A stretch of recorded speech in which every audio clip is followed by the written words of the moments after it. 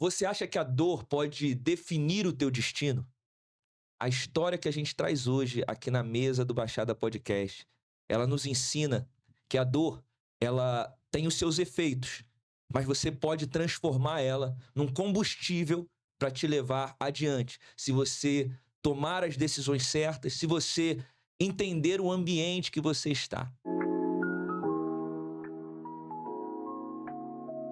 Hoje eu tenho a honra de trazer aqui no Baixada Podcast um amigo de infância que tem uma história motivadora, inspiradora, uma história linda para compartilhar com você que nos acompanha aqui no Baixada Pod. Eu agradeço e apresento meu amigo William Nogueira, presbítero, advogado. William, obrigado, meu xará, né? Obrigado, meu irmão, pela tua presença, por ter aceitado nosso convite. Quero abrir para você se apresentar. A primeira palavra com o nosso público, se apresenta aí rapidinho e a gente começa a falar da tua história. Bom dia, para mim é uma honra, um prazer imenso estar aqui, né? Meu amigo William é um homem que eu me inspiro bastante. Estou a presbítero da Igreja Assembleia de Deus Renovada. Fui 2 vezes conselheiro tutelar. Atualmente exerço a função de advogado nas áreas de família. E aí, estamos aí, né? Inspirando pessoas, mostrando que é possível, como foi falado, né? Maravilha. Em meio à dor, superar, vencer e ser um diferencial e servir as pessoas. Maravilha, maravilha. William, antes da gente começar, eu quero agradecer nosso patrocinador master, nosso Senhor Jesus Cristo. É o dono dessa mesa, é o dono desse projeto, é o dono desse podcast, é o dono desse sonho. Toda a honra, toda a glória é para Ele.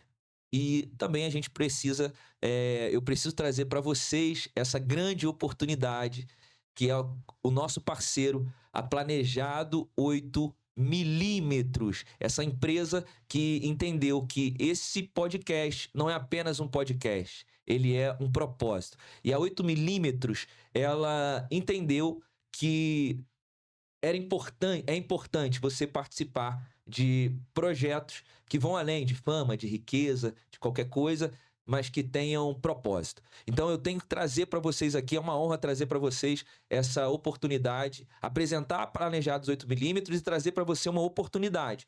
Porque a 8mm, para você que é ouvinte aqui do Baixada Podcast, ela te dá um grande presente, que se você fizer contato com eles, chamar eles no direct, em busca do seu projeto, do seu sonho, a 8mm, ela vai te oferecer o projeto 3D 0800, orçamento grátis. Você que sonha em ter um móvel planejado na tua casa, a 8mm é a empresa certa para fazer o teu sonho acontecer. Esquece esses móveis dessas outras lojas aí que não é sob medida.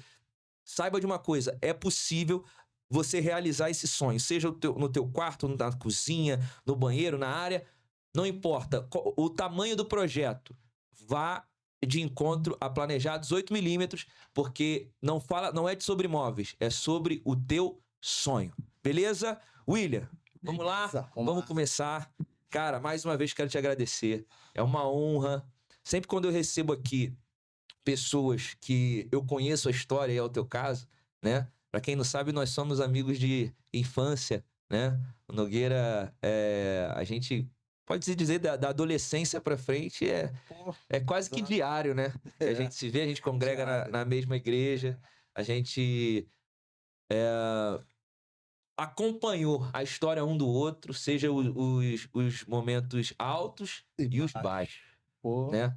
E então eu já conheço, mas eu quero que você também conheça um pouquinho da história do Nogueira, que se a gente trouxe ele aqui é porque eu tenho certeza que ele tem muito a agregar com você.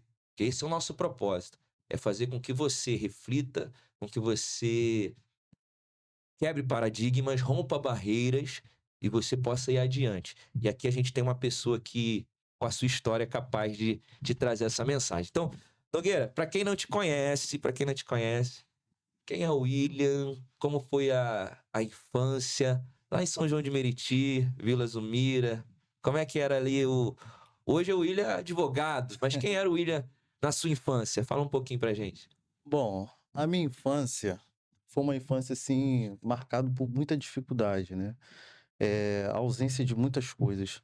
Mais interessante que na minha família, uma família bem pobre, né, onde a gente tinha escassez de muitas coisas, mas interessante, William, que lá na minha família nunca faltou amor, Porra, né, glória a sempre, Deus. sempre teve Mesmo no amor. meio do caos, No caos, mas em relação aos filhos, meus pais, embora vários problemas sociais, alcoolismo, mas em relação a amor, isso nunca faltou, né. cara, isso é legal, William. Como até hoje, Isso é muito se legal se você alguém falar aqui isso. ligar, falar para minha mãe, para meu pai: "Ó, o William tá passando mal", meu irmão, eles larga tudo e vem para cá agora. Então, como até hoje, então sempre teve amor. E outra, questão de afeto, nunca teve abandono, sempre tivemos afeto, presença dos pais. Agora, outras coisas, dificuldade, financeira, pobreza, vícios, felizmente isso, acabou se, enveredando pela minha família, né. Mas a questão de amor, eu não tenho o que falar. Então, para mim, isso ajudou muito para construir o William, né, o William Nogueira, para chegar até aqui hoje, né. Claro, com a ajuda de Deus e outros fatores que a gente, né, vai Cara, falar, né. eu queria aproveitar esse teu gancho, porque, como eu já falei aqui, eu te conheço há muito tempo. Uhum. E para quem tá de fora, a gente vê o. E aí me permita falar, usar essas palavras, porque assim, eu quero. O nosso objetivo aqui é se conectar com quem tá lá. E pode ter pessoas, pode não, com certeza tem pessoas que vivem, jovens, que vivem o mesmo cenário que o seu lá de trás, certo? O mesmo cenário. E aí, quem tá de fora vendo, eu conheço teus pais, são pessoas, é como você falou, extraordinário. Teu pai, pô, tu sabe disso, que, né, quando ele me vê, Até hoje. ele faz festa, ele gosta, a gente se dá muito bem. É, mas quando a gente olha de fora, a gente vê só aquilo que tá gritando. E o que ficava gritando era a parte do alcoolismo do teu pai, Uhum. né? Que hoje, graças a Deus, ele tá Pô, liberto, né? O famoso My God, abraço My God.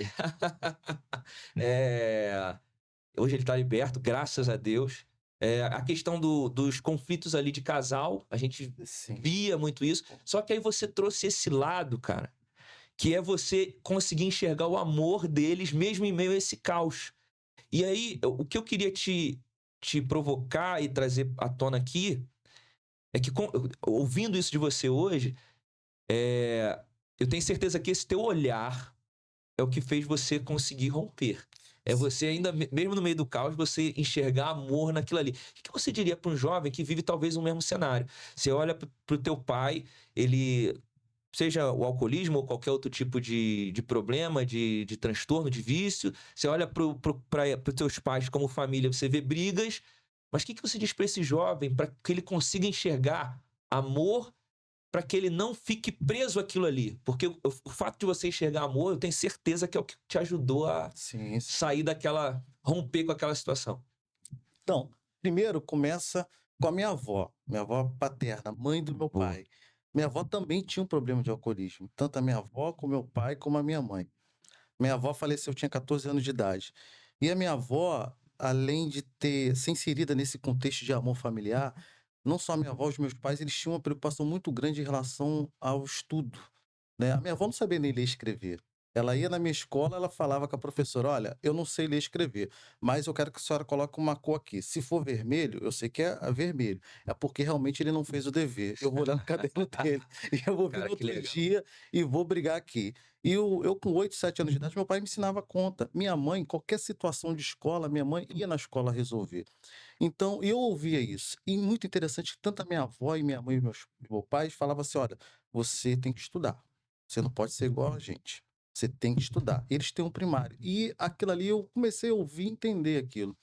E quando eu me converti, fui para o evangelho, aos 11 anos de idade, foi uma experiência extraordinária. Isso, Teve alguém que te influenciou ou não? na verdade, não foi um sonho que eu tive. Que você vai pro evangelho através de um Tive um sonho. sonho, cara, É tive um porque sonho. é o que você acabou de dizer, tua avó, ela não, É, também não era cristã. minha avó não era cristã. Teus pais também, né, envolvidos com É, alcoolismo. E aí exatamente. você, com 11 anos, tem um sonho. É, Conta pra gente. eu sempre, na verdade, eu sempre fui combativo contra os vícios da minha família. Não Certo. só da parte dos meus pais, mas também os parentes, né, Uhum. seculares. E eu sempre fui combativo. E aí eu tive um sonho. tive um sonho, e esse sonho eu lembro que fosse hoje, eu com 11 anos de idade, e eu ouvi uma voz dizendo assim: "Vai para a igreja que a sua vida vai mudar". E eu lembro que eu contei esse sonho para o meu pai, uma segunda-feira, 6 horas da tarde, numa padaria, contando para o meu pai, e tinha uma moça que trabalhava na padaria, passando um pão, ouvindo a conversa, entrou na conversa, disse: "Eu estou ouvindo a conversa de vocês, olha, tem culto na minha igreja hoje, vocês querem ir?" Falei: "Eu vou". Meu pai: "Eu não vou porque eu já estou bêbado, eu vou outro dia". Aí eu falei assim: "Não, tá bom". E eu fui, segunda-feira, e o culto era todos os dias, segunda a domingo, só não tinha sexta-feira. E eu fui para a igreja.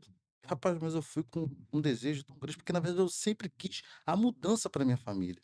Embora eu fui criado nesse contexto, né, pasme, eu nunca coloquei uma gota de álcool na boca. Não sei o que que é bebida, assim, gosto, mas eu sei porque eu convivi. Então eu queria alguma coisa para mudar a vida da minha mãe, a vida do meu pai, os meus irmãos, Isso né, com 11 anos, cara. 11 anos de idade. Meus irmãos, eu tenho 3 irmãos, eu sou mais velhos, então eu falava assim: "Eu não quero isso para minha vida". E aí comecei para a igreja e a minha história começou a mudar. E dentro da igreja ali, as pessoas me acolheram. É muito interessante que a igreja, eu tinha um amor dos meus pais, o carinho, Uhum. mas eu não tinha a orientação, né, de crescer na vida, eu não tinha. Eles amava, criava do jeito deles. Exato. A Dentro da igre limitação deles. Exatamente, né. Eles queriam que a gente fosse pessoas diferentes, mas eles não sabiam passar essas informações. A igreja me ajudou muito, e muito interessante, cara, que eu lembro que os irmãos, os pastores lá da igreja falavam assim: "Ó, traz teu caderno aqui da escola". Meu irmão, eu tinha maior medo de tirar alguma nota vermelha, não sei o quê, porque eles viam meu caderno mesmo, iam na minha Te escola, me abraçaram. abraçavam, me levava para poder dormir na casa do, porque eu tinha amigos, né. "Ó, traz o William aqui para poder dormir". Eles perguntavam, estudavam junto comigo, eu ficava nesse, eu era criado como se fosse filhos deles, né. E aí comecei a aprender violão, eles compraram violão para mim na época, e ou seja, eu fui obrigado a gostar de estudar por conta deles, tanto que eu nunca repeti de ano, né.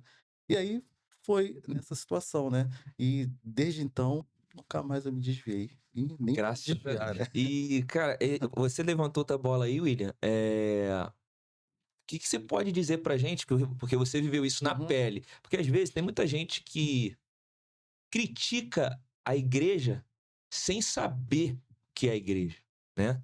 A pessoa, ela tem uma visão pejorativa da igreja. Eu digo para as pessoas que não conhecem o evangelho, né? Que tem outro tipo de vida. E aí essa pessoa acaba tendo uma visão pejorativa das igrejas, que é aquela, sempre aquela visão caricata do pastor que quer uhum. dinheiro, de enganação, mas não sabem o papel, o tamanho do papel social que uma igreja tem potencial de realizar e que de fato realiza, principalmente pra gente que é da Baixada Fluminense.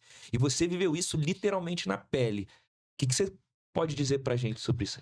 Bom, em primeiro lugar, né, eu quero deixar claro aqui, a igreja, digo a igreja, é a religião, né, aquela religião, mas a igreja, ela vai aonde o Estado não vai, principalmente na Perfeito, periferia, perfeito. né. A polícia não dá jeito, a assistente social não consegue dar jeito, a saúde não dá jeito, mas a igreja, ela consegue entrar nos presídios, ela consegue trazer um conforto dentro dos hospitais, ela consegue trazer um conforto para a família enlutada, ou seja, a igreja é a última trincheira, podemos dizer, aonde as pessoas estão sofrendo as mazelas da vida. Então, muitas pessoas criticam: "Ah, o pastor isso, aquela coisa toda". Em todo lugar tem pessoas que realmente são pessoas que são Desonestas, ilegais, desonestas, não é só na igreja, em qualquer em qualquer profissão, lugar. mas Da sociedade, é, não é da igreja. exatamente, da sociedade. Isso é comprovado, tá com dado científico, não é a voz da igreja, não é a igreja que fala. A igreja vai aonde o Estado não vai. Quando acontece rebelião em presídio, ou quando acontece situação, chama quem para orar? A igreja vai no morro e ora, coloca a mão na cabeça do traficante, o traficante abaixa a arma e aceita Jesus e ouve. Ou seja, o Estado não tem esse poder. E o próprio Estado fala: olha, a igreja tem um papel, função social Exato. importantíssimo. E a Constituição, detalhe, ela dá esse direito da pessoa ter uma religião, de optar, ou Uhum. seja, até no seu último dia de vida. Só para deixar aqui frisado, por exemplo, nos Estados Unidos, outros países que têm pena de morte. Quando a pessoa é condenada à pena de morte, antes de ter a execução, eles dão direito à pessoa, né, escolher a religião, fazer uma oração, entrega uma Bíblia. Ou seja, a igreja, cara, é o ponto final ali, né, para a Exato. mudança, né, e o consolo, né, na vida das pessoas, né. E você, eu acho legal a gente ouvir de alguém que viveu isso na pele, pra gente que é da Baixada Fluminense. Talvez você que tá fora de uma realidade. Geralmente as pessoas mais com poder aquisitivo maior e que estão, por algum motivo, não conhecem o evangelho de perto, seja porque tem outra religião, aqui não é para entrar nesse mérito. Mas é só para que essas pessoas entendam o tamanho do papel da igreja, principalmente dentro das periferias. É o que o Nogueira acabou de dizer pra gente aqui. A igreja vai onde o Estado não consegue ir, Isso onde a aí. assistente social muitas das vezes não consegue ir. Nogueira, em algum momento da tua trajetória, da sua vida, você achou que o teu futuro seria igual ao dos teus familiares, como você estava vendo? Ou você já, lá, desde cedo, como você já acabou de dizer, que você já tinha esse desejo de, não, tem que ser diferente. Você sabia que ia ser diferente. Ou em algum momento balançava assim, caraca, será que eu vou ver as mesmas coisas? Será que vai acontecer tudo igual? Fala pra gente. Vou falar algo aqui que eu nunca falei. Eu lembro, né, minha mãe não vai lembrar, eu lembro a primeira vez que eu entrei na sala de aula, acho que com 4 ou 5 anos de idade. Eu Cara, lembro. Eu lembro que eu estava na cama dormindo, minha mãe me acordou e falou assim: "William, vamos pra escola". E aí eu fui todo feliz pra escola. Quando eu entrei lá, eu falei: "Caramba", e eu comecei a me interessar, eu com 5 anos de idade, eu lembro, interessar em ler livros, né. Eu vi a dificuldade da minha família, eu achava, tipo assim: "Vai ser muito difícil de eu ser alguém nesse contexto familiar". Eu achava: "É impossível para mim". Eu pensava nisso, ou seja, mas eu nunca desisti, ou seja, eu sempre fui combativo, eu nunca concordei com a vida que eu estava vivendo. boa. Nunca aceitei, ou seja, eu vivia aquela realidade, eu falava assim: "O dia que eu tiver uma oportunidade, eu vou mudar de vida". E aí quando eu vi a oportunidade em Deus e voltando à igreja, onde a igreja me acolheu. Tanto que os sonhos, os cursos que eu fiz, foi baseado e foi dentro da igreja. Ali eu convivi com pessoas que tinham o pensamento que eu precisava para ser Exato, inserido dentro da sociedade e ser uma pessoa de bem. exato. Tem outro aspecto dentro da igreja que as pessoas não percebem. Eu até aproveito esse momento aqui para falar. E aí, a gente tá aqui com o Nogueira dando esse exemplo da sua própria trajetória, da sua vida. Muitas das vezes a gente não vai crescer, a gente não sai do lugar porque a gente não acessa pessoas que estão fora daquele lugar. Exatamente, é. E a igreja, por mais que ela esteja dentro de uma periferia, né, dentro da Baixada Fluminense, a igreja ela alcança pessoas de vários Níveis níveis sociais. sociais, É, exato, isso aí. níveis sociais. E aí você consegue também acessar esse tipo de Isso. pessoa e começa a ver, pô, peraí, cara, ele é também de São João, mas a vida dele é um pouquinho diferente, né? É um pouquinho diferente da minha, é um pouquinho diferente do meu vizinho. E aí você começa a partir dali a visualizar que tem que tem esperança, que tem outras formas de você alcançar, de você crescer, né? E aí, nesse ponto que você está falando, interessante, vai para os jovens. Poxa, muitos jovens, alguns se espelham em comportamentos ruins e acaba seguindo uma outra vida que vai dificultar a Boa, sua sobrevivência e até perder a sua vida. Se tem oportunidades ruins, também há oportunidades boas. Então, no meu caso, apareceram muitas oportunidades ruins, até dentro da questão familiar, mas eu fiquei focado, ou seja, não, poxa, esse cara aqui alcançou isso na vida, pô, esse cara que fala bem, esse cara tem uma profissão, né? Eu vou ser esse cara, vou ser igual a esse cara. Então, até hoje, né, exato, exato. às vezes tem uma conversa que a gente já teve já em particular, tu falava assim, a gente é soma, como é que é? Das 5 pessoas mais que a gente convive. Exatamente, eu falei assim: "Opa, vou buscar 5 pessoas melhores do que eu, É e isso. vou me inserir ali". Assim eu pensava, né, e como penso até hoje. E aí, a sua mentalidade vai mudando, a partir da tua escolha, a tua aceitação. A minha realidade é essa dificuldade. Primeiro ponto, aceitar a sua realidade. E o outro, Perfeito, perfeito. Se não enxergar se logo. enxergar. Boa. E outro, você lutar para que essa realidade não se perpetue até a sua velhice e vai passando de geração em Geração em geração. geração. Isso Cara, aí. isso é tremendo, Will, isso é tremendo. O William destacou essa fala, né, nós somos a soma, né. É uma fala parece meio clichê, mas é uma realidade, nós somos a soma daquelas 5 pessoas mais próximas nossas. E aí Isso. se você quer melhorar, você tem que se juntar com pessoas que sejam melhores do que você, Exatamente. né? Se você quer ser mais espiritual, se junte com pessoas mais espirituais do que você. Se você quer ser um profissional dentro de determinada área, no caso do Nogueira, da advocacia, se junte com advogados Exatamente, melhores cara. do que você. E por aí vai. Se quer ser um empresário, e se você quer vivenciar, quer que a sua família seja diferente, busque pessoas que sejam exemplo de família para que Exato. você vá além daquilo que você está vivendo.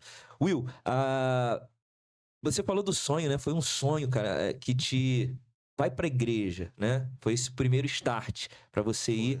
E quando é que você, para mim até fazer essa pergunta para você é difícil porque eu conheço a tua história e É. eu sei muita coisa, mas eu quero que a galera também conheça e saiba, mas como foi, quando que você, tipo, entendeu assim, cara, o propósito de Deus na minha vida é uma coisa diferente, porque é. Eu costumo brincar com o Nogueira, se ele sair aqui na porta, vai ter alguém ali fora esperando ele, vai entregar alguma coisa da parte de Deus para ele. Exatamente. Ele vai sair aqui, e quando ele descer no elevador, vai ter outra lá embaixo e vai entregar uma outra coisa para ele. Exatamente. Mas aí você percebe que é desde a infância. Você vê Desde a que infância. ninguém evangelizou. Com 11 anos, foi um sonho. Como é que foi isso? Quando que você que caiu essa ficha pra você de que, cara, comigo a coisa é um pouquinho diferente, ou muito diferente? Cara, foi profundo. Esse sonho que eu tive, eu lembro como se fosse hoje. A parede lá da minha sala, eu via um homem muito grande, é como se fosse um carrasco com uma foice. Ele falava assim: "Se você seguir esse caminho, eu vou matar você". Foi esse sonho, Esse foi o sonho dos 11 anos. 11 anos de idade. Eu fiquei apavorado. Eu falei: "Que caminho é esse? Que caminho é esse? Se você seguir esse caminho, você vai morrer". E aí foi aí que eu contei para o meu pai, desesperado, né, desse sonho, e contei para um amigo na escola. Com 11 anos de idade, eu cursava a 5ª série. Esse amigo era da igreja. Ele: "Rapaz, você precisa ir para a igreja, não sei o quê". Quando eu fui para a igreja, no meio desse sonho, fui na segunda, no sábado, eu estava sentado no banco da igreja, o pastor falou assim: "Quem é essa criança aí?". "Ah, ele mora aqui em cima, não sei o quê". "Não, traz essa criança pra gente orar". Sozinho na igreja você Sozinho tava, na igreja. com Aí me 11 anos. levaram lá na frente lá, fizeram aquela roda, aí o pastor Pedro Bispo, o nome dele, ele orou e ele teve uma visão, falou assim: "Eu vi uma corrente amarrada a você". Eu lembro como fosse hoje, e ela tinha muitos espinhos. E o senhor falava assim: "Ó, fala para ele que eu tenho uma obra na vida dele. E já tem um decreto de Satanás e que ele não vai passar dos 15 anos de idade. Mas se ele obedecer", foram essas palavras, "ele aceitar, ele vai ver muitas coisas acontecerem, mas eu vou guardar a vida dele". Mesma hora, eu falei: "Quero Jesus". Mesma hora, sem entender nada, aí o pastor falou assim: "A partir de hoje", aí falou para os irmãos, né: "A gente vai dar todo amparo a essa criança". Foi aí que eles começaram, né: "Tem que estudar, vem na minha casa comer", e a gente tinha muita dificuldade em questão de comida. "Ó, roupa a gente vai dar a você". E foram passando-se os anos, o que eu vou falar aqui é até um pouquinho triste, mas é a realidade. Eu tinha uns primos, né, e se tivessem vivo hoje, eles estariam um pouco, assim, da minha idade ou mais velho, 2, 3, 4 anos, assim. Eu fiz as contas, eu me perdi em 6. Todos eles foram assassinados. Eu tenho outros primos, né, Quantos primos? eu perdi as contas. Hoje eu tô Caramba. o que eu lembro hoje foram 6. E todos estes, eu tive a oportunidade de morarem na minha casa e eu falar a palavra, pregar o evangelho. E Meu Deus. detalhe, da família da minha mãe, ela é a única, né, que tem filhos vivos. Os outros sempre perderam 1, 2, minha mãe é a Que única. tem todos vivos. Todos vivos. Todos vivos e de bem, longe de Exato, exato. situações, né, complicadas. E aí eu entendi, falei: "Caramba, Deus ele tem algo na minha vida. Deus tem algo". Ali já você entendeu Ali eu comecei a entender a situação, né. E piorou a situação da minha família, questão de vício, né, e aí eu comecei a ter uma outra visão de como lutar. Até então, eu discordava daquela situação, mas não sabia como lutar. certo. Como lutar. Quando eu entrei para o evangelho, Jesus me resgatou, eu comecei a ter pessoas que me orientavam e ter as armas corretas. Aí comecei a orar, comecei a lutar, e muito interessante que, como você falou, né, se eu chegaria, Deus usa alguém.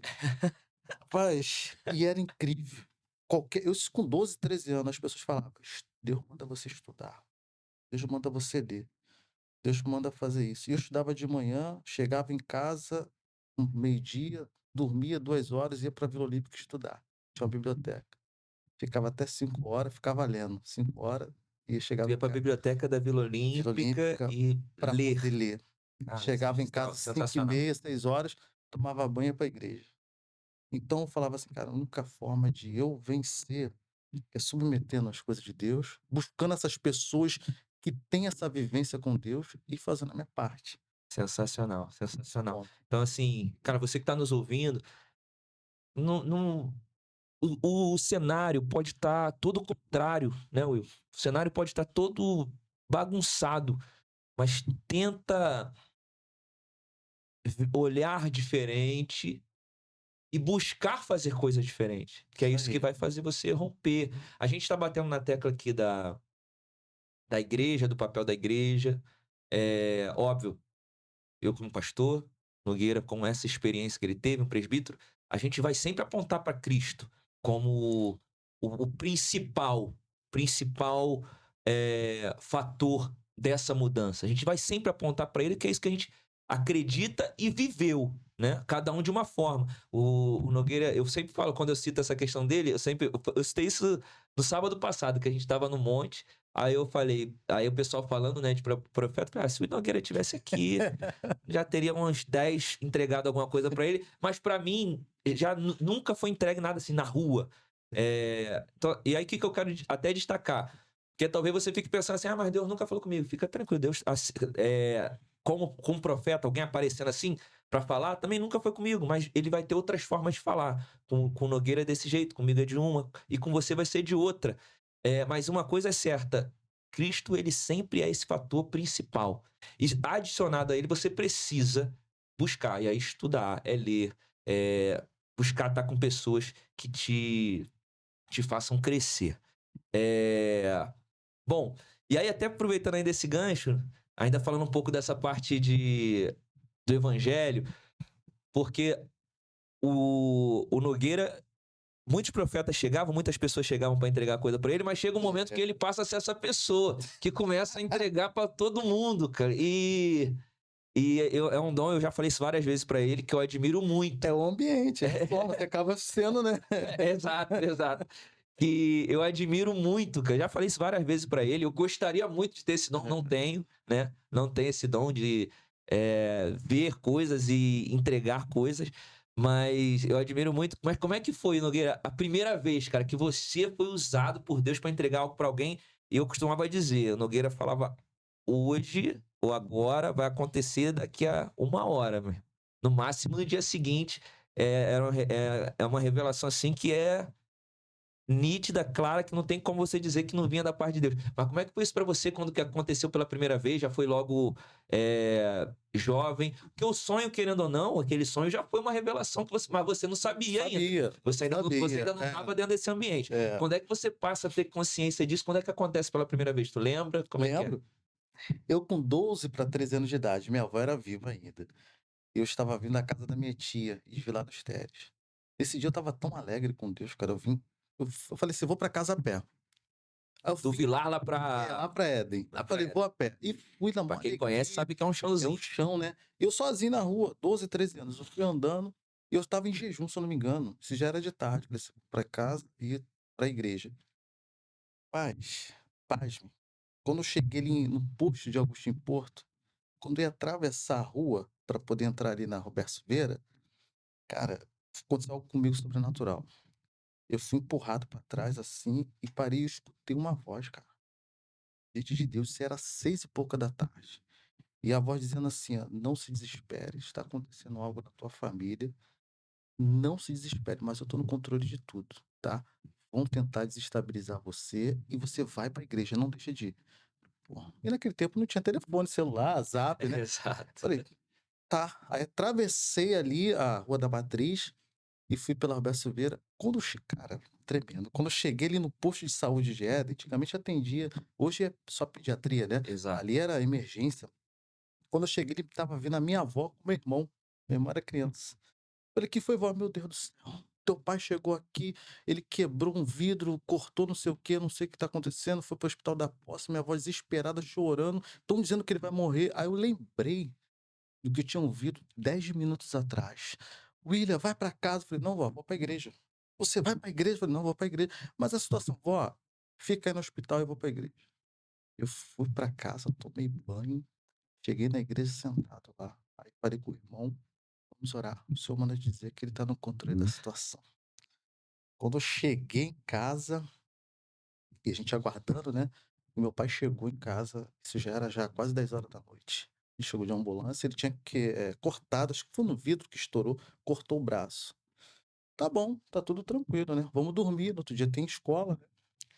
Às 2 horas da manhã, meu pai começa a gritar de dor, de dor, de dor, de dor, minha voz desesperada, não sei o que, aquela coisa toda. Vamos pro hospital. Quando cheguei de novo lá, isso já era 2, 3 horas da madrugada. Lá no hospital de Éden, o médico falou: pô, mas o senhor teve aqui 4 horas atrás, como é que a gente vai te operar com sangue frio? Não tem como, o senhor vai ter que amputar o braço. Nossa. Caraca. Quando falou Você isso, tava com ele? Você tava foi com com meu ele? pai, só foi meu pai com 12 anos. O médico vai ter que amputar, meu pai. Não sei o quê, chorando, aquela coisa toda. Meu irmão, se o médico estiver ouvindo, cara, eu não sei de onde veio aquela força, cara. Eu levantei assim, falei assim, ó. Eu tô na igreja há pouco tempo, mas o Senhor me disse lá no posto de gasolina que era para eu ficar tranquilo, ninguém vai perder braço nenhum aqui. Respeite sua profissão e Deus vai curar e não vai acontecer nada. O médico ficou assim, Você com 13 anos. 13, 12 para 13 anos, o médico ficou assim, tá bom, meu filho, eu sei que você tá desesperado, não tô desesperado. Deus falou comigo que não era para ficar desesperado. Bora, pai. Peguei meu pai na mesma hora. Ele, você vai para vamos para casa. Vamos para casa. O pai, não, tem que ir no Getúlio Vargas. Chegou a pegar, naquele tempo era Kombi, né? Chegou a pegar a Kombi, parou na Pavuna e não tinha ônibus. 3, 4 horas da madrugada. Voltamos para casa, Dor, sentindo dor. sentindo dor. Voltamos para casa. Falei, meu Deus do céu. Aí meu pai lá gritando de dor, aquela coisa toda. E minha avó, o que que tá acontecendo? 3, 4 horas. Ele só falou assim, você vai, fica tranquilo, você vai para a escola. Cara, Cara, acordei 6 horas da manhã, cansado. Aí minha avó, vou ver se eu dou um jeito de levar teu pai, porque, cara, sem brincadeira, eu lembro que fosse hoje, dava pra ver o osso. O nossa. osso. Ele gritava de dor e fui pra escola tranquilo, estudei. Cheguei em casa meio-dia, tava meu pai lá, dormindo, enfaixado. Que eu, vou? Não, só tomei alguns pontos só. Passou 10 dias, tava trabalhando de novo, tá com o braço até hoje. Essa, Rapaz, essa foi tremenda, cara. essa foi a primeira vez assim que Que você. eu lembro forte, essa foi. Caramba. Essa foi E sinistra. tem alguma a primeira, essa foi uma você sendo usado de alguma forma para você mesmo. É, E qual você lembra da primeira vez para outra pessoa? Assim, você lembra ou não? lembro, lembro. Lembro, teve uma situação de um rapaz, cara. O nome dele era William. E Eu o lembro nosso como se xará. fosse. O nome dele era William, cara. Eu trabalhava numa empresa, né? E eu ficava muito na rua. E do lado dessa empresa tinha uma obra, era como se fosse uma loja que estava fazendo uma obra, né? Aí eu jejuava muito, né? Nesse tempo, né? Era 32 horas de jejum. E eu passando, aí ouvi, escutei, cara. Tem essas coisas de escutar assim, parece que é coisa da minha cabeça, coisa doida, né? Mas não, rapaz. Não, mas às vezes é Deus mesmo. Voltei, cheguei lá, falei assim. Aí tinha uns peões lá trabalhando, né? Uns pedreiros lá.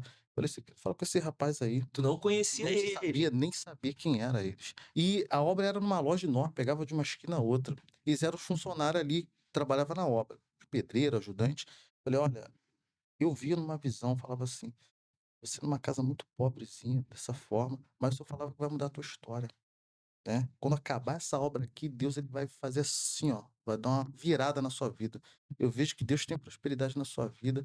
Aí ele começou a chorar, falou, realmente eu tô passando uma situação dessa. Aí o pedreiro era pastor dele. Falou assim: "Não, eu acompanho ele e nós cremos nisso, Deus vai fazer", tal. Passou-se 2 anos. E aí eu já tinha saído da empresa, eu tô passando na porta, a loja onde era a obra virou uma sorveteria de um canto a outro. Ele: "Ô William, William", me chamando, eu não conhecia ele. "Tá lembrado de mim?" Eu falei assim: "Não, eu sou aquele rapaz", falei: "Ah, da obra, pois é". "Pois é, rapaz, virei dono dessa loja aqui de Meu Deus. sorvete". "Ah, como assim? Tu lembra daquele pastor?" O pastor era o dono da empresa aqui da obra e quando terminou a obra, eu não sabia. Ele falou que Deus já tinha falado com ele que era para dar essa sorveteria para ele. Rapaz. Eu vou te falar, naquele tempo, nem banheiro tinha na minha casa. Eu com o neném recém-nascido. minha sogra com problemas mentais, minha esposa, eu tinha vergonha, não olhava nem na cara da minha esposa, de vergonha, não tinha nem alimento para dar. A igreja me ajudava, mas eu crendo em Deus, e Deus já tinha falado. Quando você falou aquilo ali, eu vi. Hoje, ó, tô indo agora lá, ó, assinar a compra da casa lá para minha esposa já vai comprar um carro, toma um sorvete aí, eu fui tomar um sorvete, e eu fiquei alegre com aquilo, porque, assim, é como eu te falo, né? A sua profissão, dom, não é para você aparecer, se exaltar, é para você servir, cara. É para você Boa, transformar a vida das boa, pessoas. sensacional. Porque Deus ele faz na sua vida, né, para quê? Para você servir e transformar outras vidas, né. A Bíblia fala, né, os profetas lá, Zacarias, eles profetizaram, e o termo profetizar é o quê? Eles consolaram, eles inspiraram, eles instigaram a pessoa a melhorar e crer que vai se construir um muro. Tá difícil o negócio, mas vai dar certo. Então, é esse ponto. Maravilha, maravilha, cara. Eu não podia deixar passar sem a gente falar dessa tua parte, da tua vida, que já falei várias vezes, pra mim é extraordinário. E a gente ouvir essas histórias, assim, se a gente deixasse o William ficar contando aqui Pô, essas teve uma fase da vida dele que ele era conhecido como o profeta, né, o profeta William. foi, mano, caraca. Não, eu lembro que a pastora falou Jeremias, eu falei: "Pô, Jeremias?" Logo esse, né, Logo assim. não casou, né. Pô, mané, calabouço, cisterna, não casou. Eu falei: "Tô frito." Cara, muito legal, muito legal. Agora, Will, deixa a gente. Vamos, a gente já falou sobre essa fase, né, do profeta, o Dom tá aí ainda. É, Eu sou incentivador, sempre falo, William, deixa é, Deus te usar, é rapaz, deixa mesmo. Deus te usar. Mas eu gosto daqui de ver, né, você sendo usado, seja para mim ou para qualquer É. outra pessoa. Mas vamos virar um pouquinho a chave. Que a gente já falou muito aqui da tua Uhum. questão de fé, família.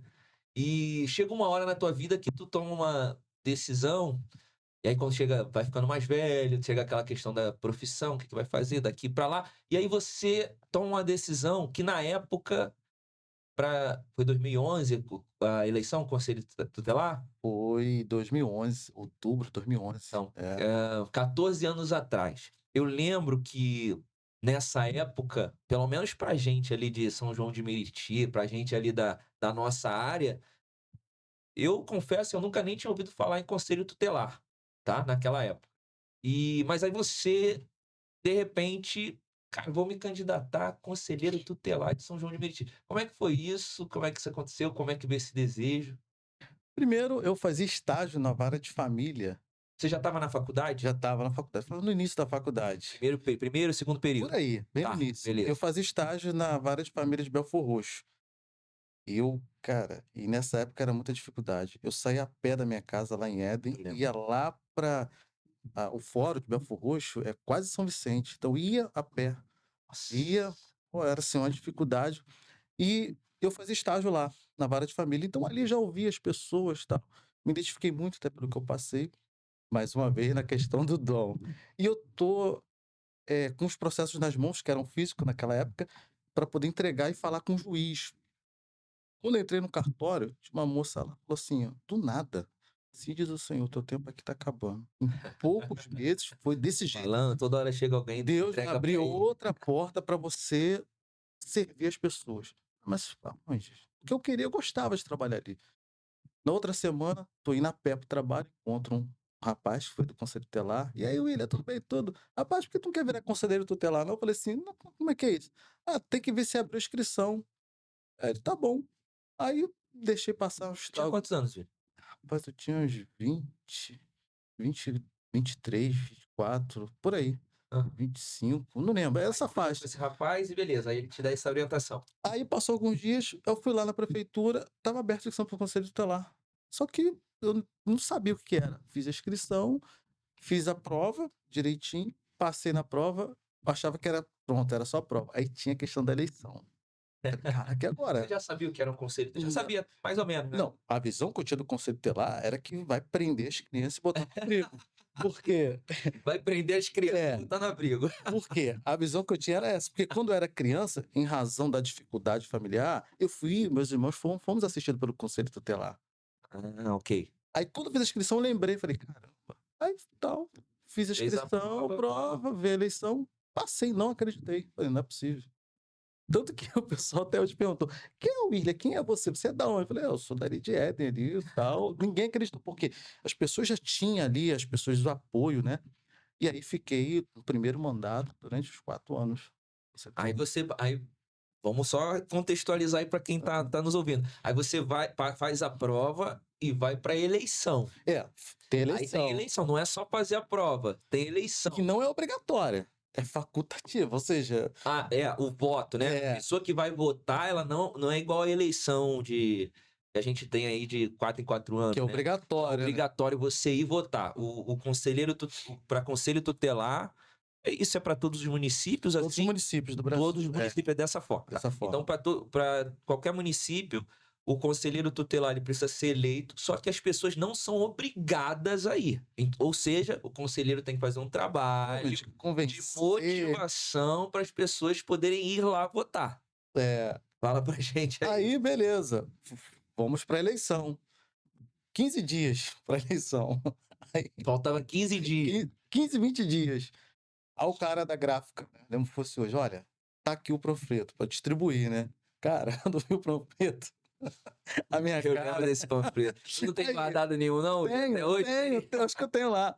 A minha cara no panfleto, eu não sei o que a gráfica fez que deixou a minha cara toda escura. Não via minha cara, só via só do tronco para baixo. E dando papel ao pessoal. Os caras lá, pô, mesmo, como é que eu Que vou. foto é Que essa? foda é essa? Como é que eu vou confiar o meu filho um conselheiro que eu não sei nem quem é a cara dele? Eu falei, meu irmão, vai isso mesmo, não dá mais tempo de imprimir nada. Aí foi. Caraca, e o pessoal, cara, vai ser difícil, ninguém te conhece, só dá para ver o seu número. De novo, entra a questão do dom. Meu irmão, fui orar, fui pro monte.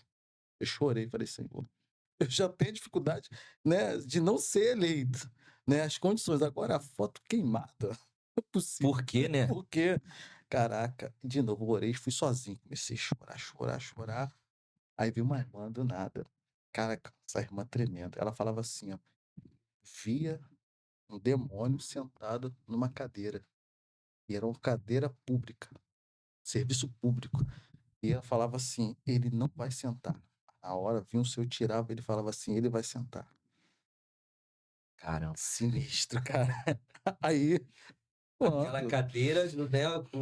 Alguém, a gente não sabe quem, que não era da parte de Deus, estava desejando muito aquela cadeira, mas Deus te levantou Hu- ali para. Humanamente, a minha estrutura material não tinha condições de Tinha sentar como, mesmo, né? Não tinha. tinha. Ainda a foto ainda acabou atrapalhando tudo. Ou seja, mais uma vez, Deus entrou. O improvável. Caramba. Tremendo. Aí, E essa eleição, eu lembro que, como você falou, não era obrigatório. é, Poucas pessoas tinham essa consciência de que o conselho tutelar tinha uma eleição. As sim, pessoas não sabiam nem direito que era conselho tutelar, que dirá que precisava que existia eleição, é. que as pessoas entravam por meio de eleição. E aí eu lembro que você teve que motivar as pessoas, aí foi do panfleto e tal, e aí parece que é um tiro no pé, mas no Foi, final era das isso que eu contas vi. que tá tudo na direção de É, Deus, para mostrar assim, não é você, né? É Deus, é Deus falando assim, não tem nada a ver com você, sou eu. E aí Deus confirma através dessa visão, né, dessa irmã. E aí a gente consegue fazer um movimento ali na igreja, né? Eu lembro que a igreja, pô, poxa, abraçou de uma forma. e essa questão da igreja, eu ficava sem graça. Eu falava assim, caraca, mano, se eu não ser eleito, eu acho que eu vou nem vir mais na igreja, de tanta vergonha, porque a É igreja mesmo? estava tão motivada, A igreja com tanta abraçou fé, do jeito, abraçou. Falei, pô, a igreja, o pastor ajudou muito. pastor, falei, pô, parece que é a pastora, tu mesmo, pastor, são os candidatos, né? Eu lembro que a eleição foi no domingo, Isso. estava em votação, e eu estava na igreja. Aí tu falou de púlpito, nosso conselheiro tutelar aqui. Eu falei, caraca, ainda tá na contagem de voto. Eu falei, meu Deus, eu tenho que ser conselheiro, porque se eu não for, A gente na fé ali, a gente já olha, a igreja decretou. teve mais fé do que eu, né? E aí, Deus, foi tremendo. Essa foi a primeira vez, né? Primeiro mandato. E aí nós conseguimos. Maravilha. E aí você é eleito. Cara, foi uma vitória muito grande Foi, ali. foi. Ali eu acho que foi uma nova virada de chave na tua vida, né? É, Na tua vida. aquela questão, né? A gente é a soma das 5 pessoas. Aí ali consegui me conectar com outras pessoas Verdade. que foram Foi ampliando, né, os caminhos para eu chegar até aqui, né? até onde você É. tá hoje. E, cara, e como eu tô falando, batendo nessa tecla, muitas pessoas não sabem o que é o conselho tutelar e não imaginam o tamanho do trabalho do conselheiro tutelar. E você viveu isso na pele. Eu lembro também disso que Beleza, você entra e eu acho que você também não tinha noção ainda do Não tamanho tinha, que não, era não tinha. o tanto de coisa que você ia ter que enfrentar como conselheiro tutelar. Pô, E aí eu queria que você falasse pra gente um pouquinho como é que foi essa experiência de ser conselheiro com 23 anos, 23, 24 por anos, aí, eu não lembro muito mais ou bem. menos, ou seja, novo, Eu era o mais novo, era o conselheiro mais novo. conselheiro O mais pessoal era já 40 e poucos anos, 50. e aí você começa a ter que enfrentar situações que às vezes a gente pensa que tá longe da gente, né, cara? É, Mas que quando você vai para um ambiente como esse, de um conselho tutelar, você vê que tem muita coisa que acontece literalmente do nosso lado. Como é que foi isso para você? Como é que foi a cabeça ter que enfrentar isso? Que tipo de situações você teve que enfrentar como conselheiro tutelar? primeiro, né, quando a gente fala o cargo de conselheiro tutelar, o cargo tal, primeira mão parece que é status, mas não É é. verdade. Parece que é status. Foi eleito, né? Eu sou eleito, não é status. Ou seja, é uma situação bem complicada. E depois eu achava que conhecia a Baixada, São João, porque eu só estava ali na minha convivência ali, né. Quando eu entrei no conselho tutelar, eu comecei a ver os desafios, a realidade da nossa Baixada e principalmente São João de Meriti. Quanta Deus me perdoe que eu vou dizer, quanta desgraça, quanta situação Infelizmente. drástica, miserabilidade das famílias, principalmente das crianças. Aí uma coisa que eu pensava assim, até então eu achava que não, eu passei muitas dificuldades na minha infância, né, meu pai, minha mãe, e em alguns pontos eu cheguei até a culpar meu pai e minha mãe, porque eu queria ter uma vida boa, né, qualquer criança, aí meu pai não podia dar, mas o pai dos outros colegas poderiam dar. Mas quando eu comecei a ver a realidade das famílias, eu falava assim: "Poxa, eu tinha dificuldade, tinha dor, mas eu tinha os Chega. pais presentes, não chega. Cara, isso. Essa criança, essa família realmente sofre. Eu sofri pela ausência, né, de coisas materiais, vícios, mas eu tinha um afeto. Como você falou, tinha amor. Não Tinha faltava amor, amor, tava exatamente. presente. Eu comecei a enfrentar isso. Ali Deus começou a mudar a minha forma de pensar.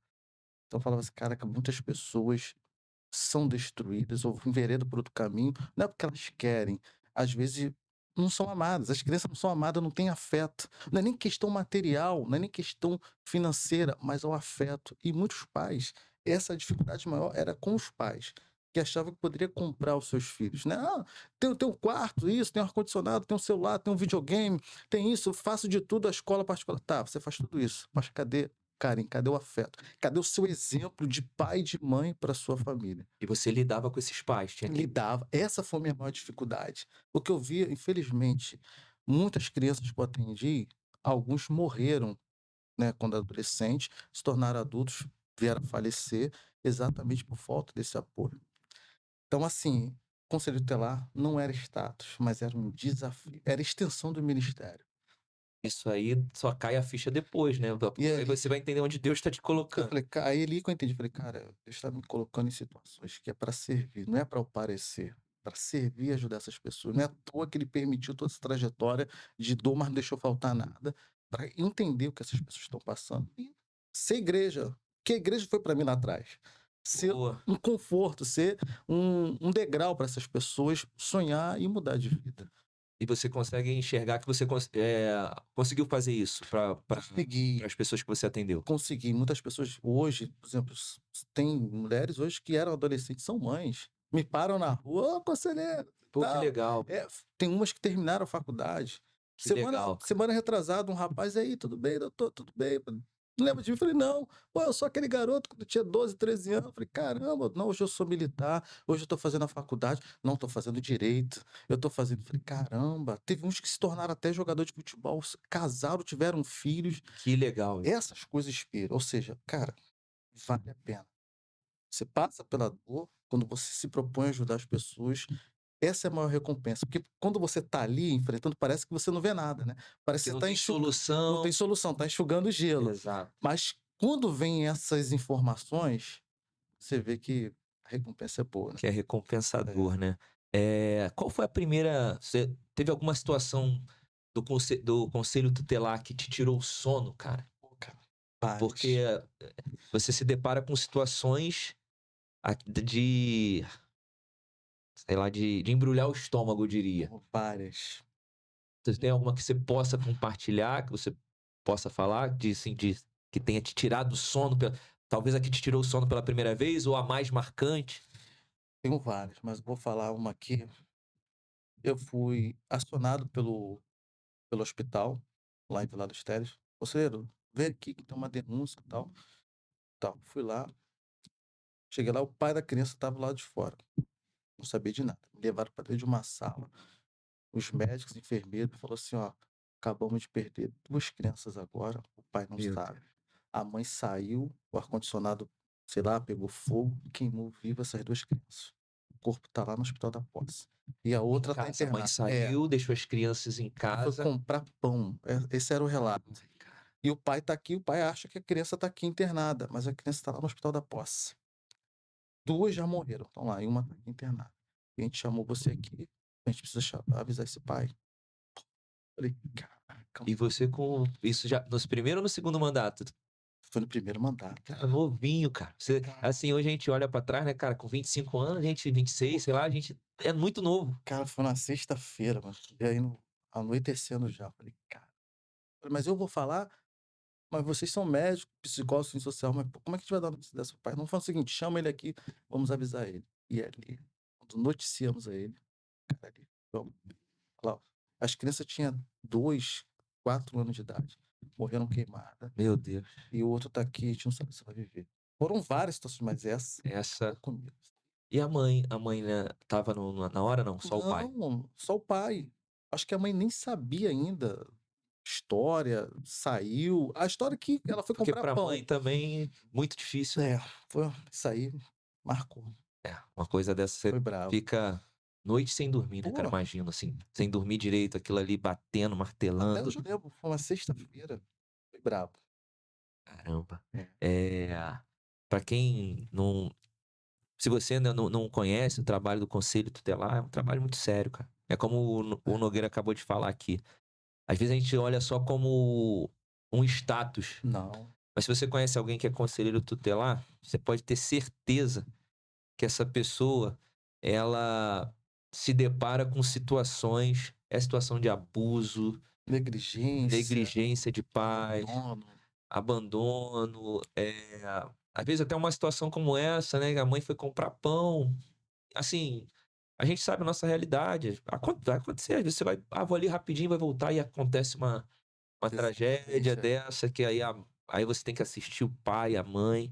Então se você conhece alguém que é conselheiro tutelar, saiba que essa pessoa enfrenta muitas situações E outra complexas. coisa, eu tô falando de situações complexas no nosso dia a dia, né, com as pessoas ali. Tudo bem, esse desafio a gente acaba se preparando. Só Certo. que o maior desafio para o conselheiro tutelar não são a vulnerabilidade que essas pessoas passam, mas é a falta de assistência, de apoio estrutural, material do próprio poder público.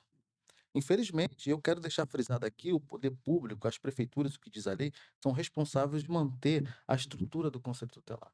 Eles não dão estrutura. Existem várias ações civis, a civil pública do Ministério Público pedindo à justiça para obrigar a prefeitura a dar estrutura para o conselho tutelar, melhoria de salário. Ou seja, infelizmente, o que eu vou dizer aqui, o trabalho do conselho tutelar, não por culpa dele, mas acaba sendo um trabalho de enxugar gelo. Por quê? Precisa de políticas públicas para implementar os direitos, né, cumprir os direitos da criança e do adolescente. Isso não depende do conselheiro. A função do conselheiro é aplicar medidas protetivas, Certo. garantir. Mas quem vai executar? O órgão público, que vai fornecer hospital, saúde, educação, estrutura, e não tem. O conselheiro acaba apagando incêndio só. E pagando incêndio. E muitas das vezes o conselheiro ele não é muito bem visto pelo próprio órgão da prefeitura. Não é bem visto. Por quê? Eu vou falar algo aqui, né? Conselheiro tutelar, criança e adolescente não dá voto. Não dá voto. É só problema na visão deles. É só problemas. Então, eles não acabam dando muita atenção para isso. Só que é o seguinte, para a gente ter um futuro, ter uma base sólida, precisa ser lá na infância. Cuidar das crianças. E aí, por isso que estamos nessa situação tão delicada.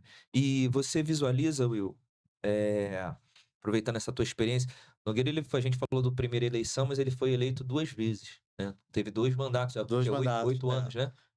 4 anos e depois mais 4 anos, 8 anos. Total de 8 anos como conselheiro tutelar. Você visualiza, o papel da sociedade que a gente está falando aqui, sobre a importância de cuidar das crianças, certo?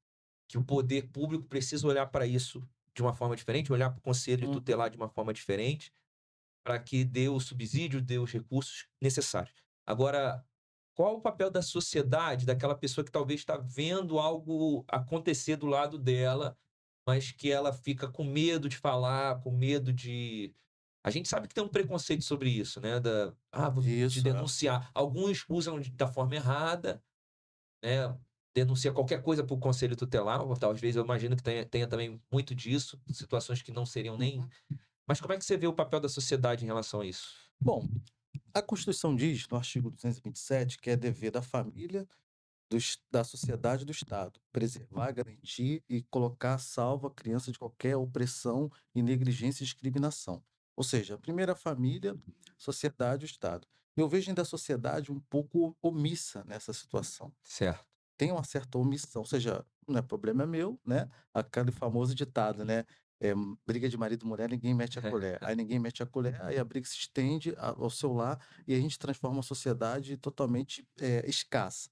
A sociedade tem que denunciar. Quando a sociedade vai denunciar, não é que vai prejudicar o pai ou a mãe que é o autor do cometimento da infração por negligência, mas ele vai garantir o direito da criança e do adolescente. Uma das funções do conselho tutelar é orientar. E às vezes aquele pai, aquela mãe, ele está violando o direito da sua criança, dos seus filhos, não é porque querem, às vezes falta uma orientação. Igual no meu caso, quando eu era Exato. criança e Boa, adolescente. boa. E às vezes o conselho tutelar, ele vai chamar essa família para orientar e acompanhar os pais. O conselho tutelar, ele acompanha não só a criança, mas também os pais, orientando: "Olha, pai, você tem que fazer assim, mãe, é isso que você tem que fazer, tem que vacinar o seu filho, tem que levar para uma escola". E detalhe, é crime se não denunciar. Se você sabendo que aquela criança está passando por situações, se você souber e não denunciar, é crime, você entra num crime de omissão. Por exemplo, a escola, se souber, se vê qualquer sinalização da criança, ela tem que denunciar. Tem que denunciar. Se a criança vai no hospital, vê qualquer situações, sinais, indício de flagrante que aquela criança está sofrendo alguma coisa, tem que denunciar. E aí cabe ao conselheiro, o conselho tutelar, Exatamente. investigar, saber se é um caso de orientação apenas dos pais ou Ex se de fato ali está acontecendo alguma coisa mais grave. exatamente. Aí o conselho tutelar vai fazer aquela triagem: "Olha, é de orientação, ó, isso aqui há indício de cometimento de crime", vai mandar para a delegacia, para o Ministério Público abrir investigação, mas a criança tem que estar protegida. Temos que denunciar sim. Perfeito. Agora, eu perguntei sobre da sociedade, o papel da sociedade, Uhum. e aí eu quero até aproveitar, tudo isso que a gente está conversando aqui, que aí eu vou voltar na tua primeira fala, quando você disse o que você sabia de conselho tutelar. Ah, o conselho tutelar vai prender É, criança e levar para o abrigo. como muitas pessoas acham que é isso até hoje, né. Exato, esse é o ponto que eu queria chegar, porque eu acho que talvez falta essa orientação também, né, William, Dos pais, do né. do não sei se deveria vir diretamente do conselho tutelar ou do próprio poder público Aham, explicar o que é o conselho tutelar, que exatamente. é um caminho talvez de orientação para os pais. Às vezes você tem uns pais que o cara gostaria de entregar mais para o filho, mas não sabe como. E se ele talvez fosse pedir um auxílio ao conselho tutelar, ele teria essa orientação. Mas como a gente tem esse olhar preconceituoso ou distorcido do conselho tutelar, que é prender criança e levar para o abrigo, É, tanto quando se o conselho tutelar bater na tua porta, tu fica acabou, filho. desesperado. Quem é que me denunciou? Quem é que fez isso? Quem é que fez aquilo? Como se, porque a visão é, pô, estão vindo aqui para prender minha criança e levar para o abrigo, É, né? Então, eu acho que talvez, quero aproveitar esse momento aqui de fala e deixar esse recado para o poder público, que se faça um trabalho de conscientização do que é o conselho tutelar, que vai muito além de prender criança e levar para o abrigo, que na verdade não é isso, né? é Não vou nem, verdade. não vou nem dizer, vai além, porque não é isso. Isso pode ser uma consequência, né? De ter que levar uma criança até o abrigo. Mas isso é no caso extremo. É, Pô, se a extremo. criança tem o pai e a mãe, o levar essa criança para um abrigo, isso aí é o extremo do extremo. Uma criança que vai estar passando por uma situação de crime, né? É, No geral, vai ser um trabalho de conscientização, de orientação, de correção de atitude, de comportamento, certo? Então eu isso. acho muito, muito válido a gente bater nessa tecla aqui para que a gente entenda de fato esse trabalho que é muito importante. É isso aí, é informação. Informação. Informação. Primeiro, o poder público, ele é o órgão que vai manter a estrutura do conselho. O que que deveria ser feito, ao meu ver? Primeiro, orientar os pais, porque às vezes os próprios pais, eles acabam pecando culposamente, dizendo: "Olha, se você não estudar, vou chamar o conselho tutelar". Se falar Ainda tem conselho isso. tutelar para as Ainda tem isso. exatamente, acaba intimidando a criança, tanto que criança, meu irmão, tem pavor de conselho tutelar, porque eles acreditam que: "Não, vai me prender". E o papel de você é É proteger, né, cara? proteger. Então deveria ter uma conscientização e uma informação junto de políticas públicas, junto às famílias, para poder orientar os seus filhos nesse sentido, né. Então o conselho tutelar é como diz a lei, ele é o órgão autônomo administrativo não jurisdicional, carregado de proteger e zelar pelos direitos da criança e adolescente e orientação às famílias. Na verdade o conselheiro tutelar, ele é amigo das crianças e da família. Exato.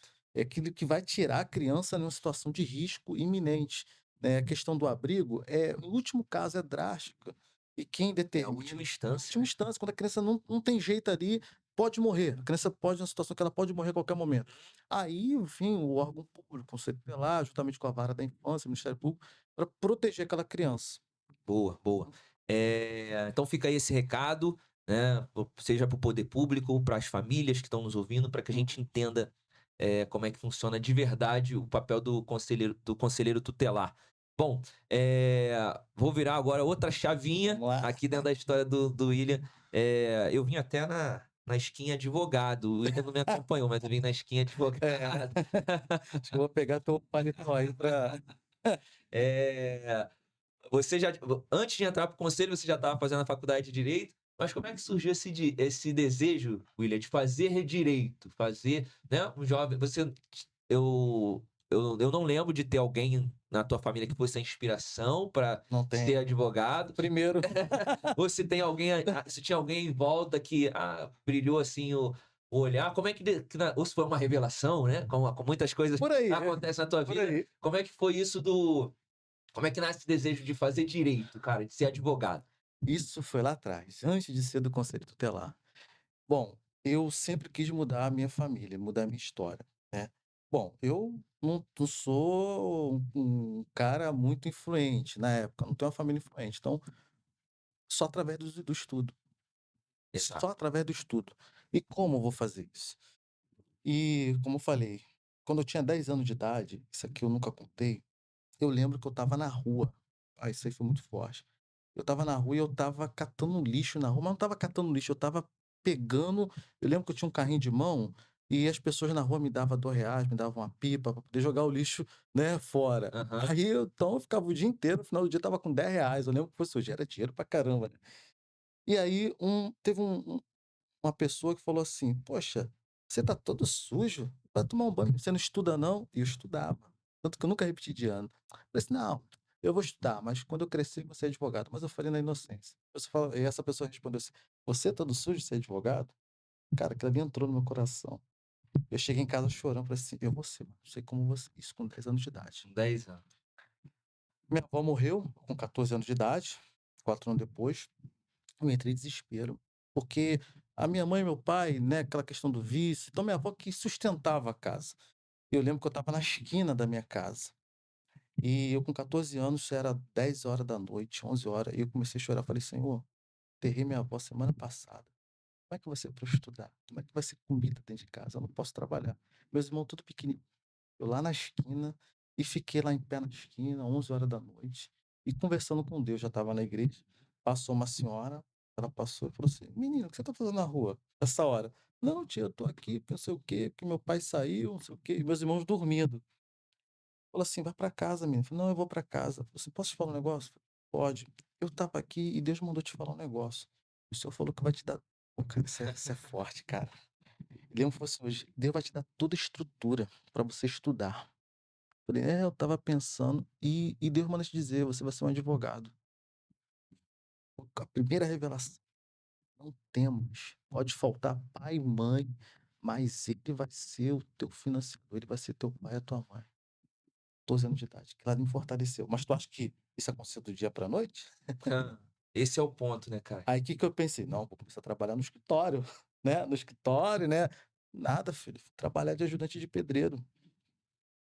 Falei: "Ah, vou ser pedreiro". Toda profissão, quero deixar claro aqui, é respeitada e honrada. Honrada, Deus chama cada um no seu papel. Tanto que eu queria ser, tanto que eu fiz curso de eletromecânica, eu tenho um diploma até hoje, mas não sei andar mesmo, Não era o teu dom, não era. Tentei, cara.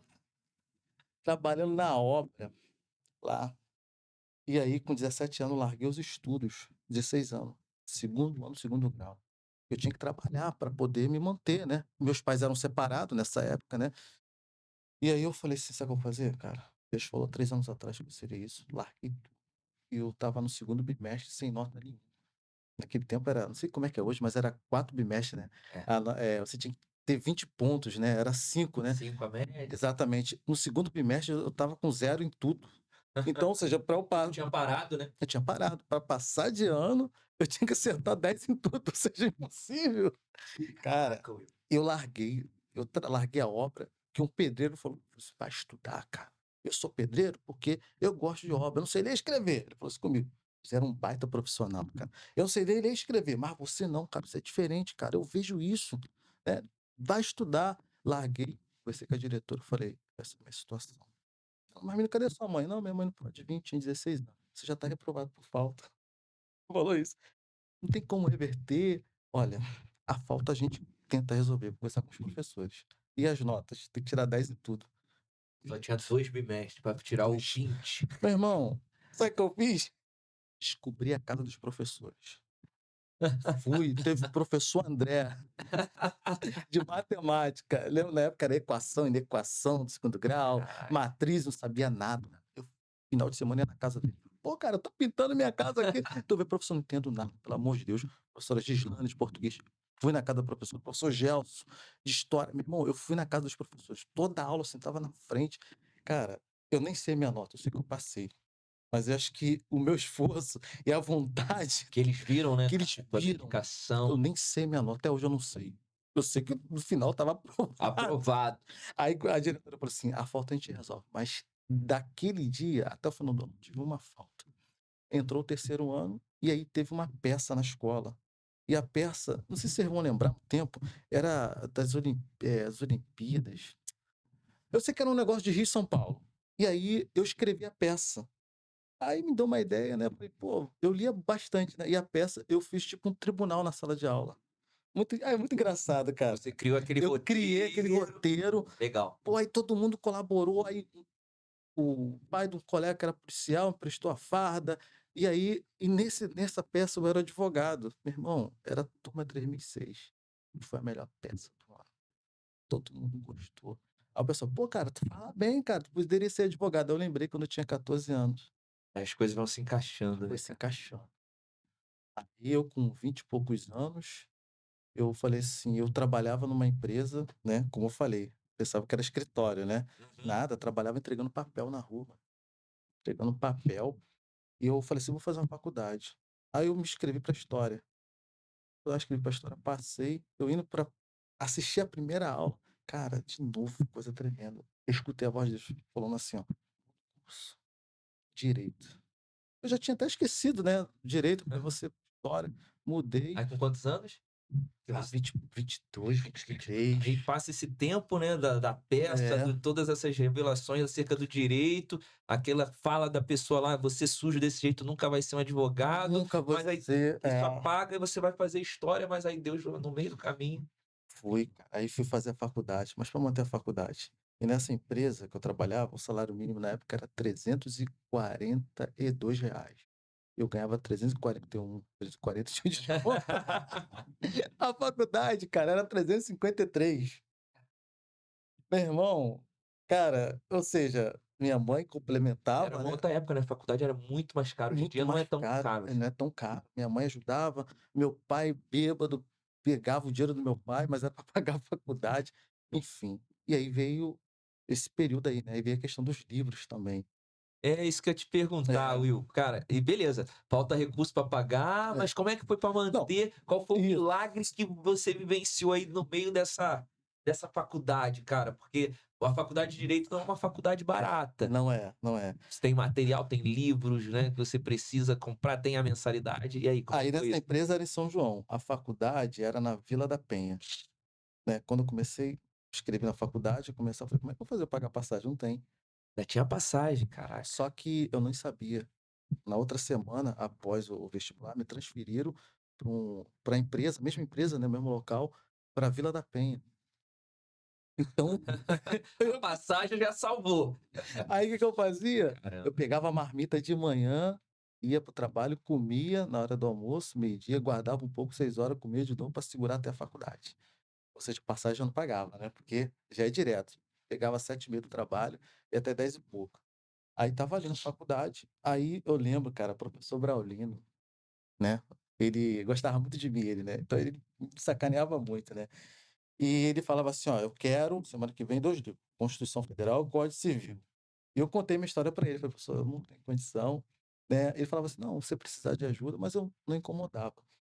Aí eu e nas aulas ele falava assim: "Gente, tem nego aqui que não tem Código Civil e Constituição Federal". O nego era eu. Ficava na aba dos outros, não tinha condição de comprar, cara, não tinha. Cara, era e não tinha internet, né, Ah, naquele tempo não não tinha tinha, não era computador, como é era hoje. raro quem tinha computador, né. Raríssimo, exato. Aí eu fiz um jejum, orei ao Senhor, falei: "Senhor, não tenho dinheiro pra comprar livro, tenho eu vou ter que trancar o curso". Rapaz, o Senhor usou uma pessoa lá no trabalho, que o Senhor ia suprir. Isso com 20 e poucos anos. Aí nisso minha mãe liga pro meu trabalho: "William, chegou uma carta da justiça aqui, não sei o que que é, tá mandando comparecer lá no fórum para saber dos meus filhos menores". Pô, eu já era maior de idade, um irmão já era maior e 2 eram menores. Por quê? Quando era criança, nós éramos assistidos pelo conselho tutelar. O Ministério Público, quando era criança, abriu uma ação contra os meus pais para poder colocar a gente no abrigo, na época, antes de eu ser conselheiro tutelar. Só que o negócio do nada andou, assim, Ficou parado um ficou tempo. parado e andou. Eu falei: "Caramba", eu falei: "Eu tô preocupado". "Não, mãe, fica tranquilo no trabalho". Quando eu cheguei em casa à noite: "Mãe, e aí, o que que resolveu?". "Vem cá no quarto". Cara, tinha uns 30 livros de direito lá. Falei: "Mãe, Código Civil, Constituição", tinha vários. "Onde tu conseguiu isso, mãe?". "Filha, tu não sabe o que aconteceu. Eu fui lá na justiça, o juiz perguntou como é que estavam as crianças". Eu falei: "Tanto tempo depois vocês estão perguntando?". "Não, já estão grandes já, que não sei o quê". "Ah, tá tudo bem, é porque tem uma ação aqui da justiça, né, e a gente ia recolher as crianças, né, e a gente preferiu ouvir a senhora primeiro, né". "Não, meus filhos, tá tudo bem, inclusive o mais velho tá estudando". "Ah, tá estudando, mais velho? O William?". "É, o William". E ele tá com uma dificuldade lá, qual a dificuldade? "Ah, é um livro lá, não sei o nome". Ele não tem dinheiro para comprar o livro. Imagina a dona Sônia falando isso Ele não tem dinheiro, eu não era sei o de juiz, nada, era o era o juiz. Eu não tenho dinheiro, ele não tem dinheiro para comprar o livro, é um livro lá. Ele começou tem 3 meses que ele começou a faculdade. "Ah, então tá bom". Aí o juiz diz a minha mãe, o secretário sai, o juiz manda o secretário sair, veio com uma bolsa de livro. Falou assim: "Ó, entrega lá pro garoto, Meu né, Deus. fala pra ele", aí brincou até diz a minha mãe, né, que a gente brincou com ela: "Se ele parar de estudar, a gente vai recolher ele para o abrigo". Já com 20 e poucos anos vai vir para abrigo. Caraca, tanto livro, meu irmão, eu tive que dar o livro para os outros, alguns livros, Caramba. e os livros serviram até o final da faculdade. Não gastei R$ 1 com os livros.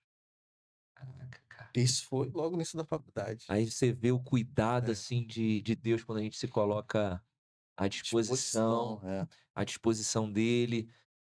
Cara, é por isso que eu digo, não tem como a gente aqui eu falo sempre para o nosso convidado quando a gente traz aqui, eu nunca falei isso contigo aqui, porque a gente já se conhece há muito tempo, mas eu sempre falo para o nosso convidado aqui, nos bastidores, que apesar de eu ser um pastor auxiliar, eh, esse podcast, ele não tem o intuito de ser um podcast teológico ou Sim, cristão.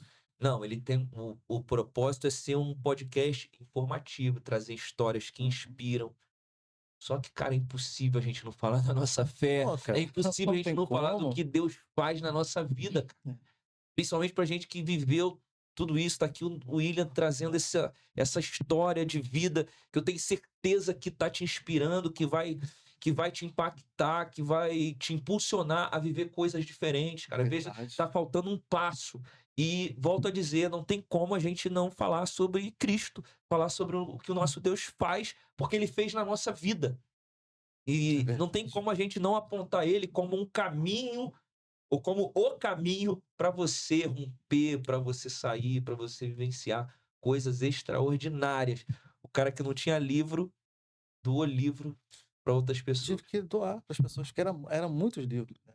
Cara, assim, e aí beleza, Will, aí você ganha os livros, e aí depois, e pra pagar a faculdade, Não, como é aí que vai foi tudo isso? foi Porque você tá trabalhando lá, entregando é, papel. foi muita dificuldade.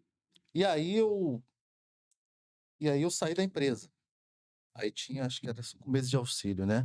Falei, acho que já estava no 3º período, parece, uma coisa assim. Aí tá, agora Terceiro período, é, aquela por aí, dificuldade pra pagar, tal. Falei: "Agora eu vou arrumar um estágio", né. Meu irmão, aí passou o 1º mês de auxílio, segundo, nada, terceiro, Estágio, cadê o estágio? Aí, meu irmão, fui para o joelho, falei: "Senhor, vai dar ruim", né, vou tal. ter que trancar. E era exatamente isso. Aí eu recebi a última parcela do auxílio, né, que era 300 aí já era 400, aí a faculdade vai aumentando a cada ano, né. Exato. Aí eu falei: "Senhor, Primeiro período é o mais barato, né? mais Depois o barato". negócio vai apertando. Falei: "Vou pagar a faculdade e vou trancar, porque se eu continuar vou ficar com a dívida e vai ficar ruim". Cara, jejuei, fui na faculdade chorando, quero com essa coordenação. Cara, Deus é tremendo, mas ele usa quem ele quer, cara. Cheguei na coordenação, uma senhorinha, nem sei se ela tá viva hoje, era coordenadora do curso de direito. Na sala, a mulher com um charuto desse tamanho. "O que que você quer falar?" Falei: "Não, o que acontece, eu não tô trabalhando, não consegui estágio, e eu quero trancar o curso e eu trouxe o dinheiro para Você poder foi lá pagar". pra Pra trancar já. trancar, falei: "Eu vou pagar mês e vou trancar". Ela com charuto: "Vai trancar nada. Some daqui. Eu, hein, entra na faculdade, quer desistir assim? Eu não tenho emprego". Eu falo assim: se vira, tu não confia em Deus?" A mulher falou isso. A coordenadora na sala, charutão. Botando fumaça na minha cara, eu assim.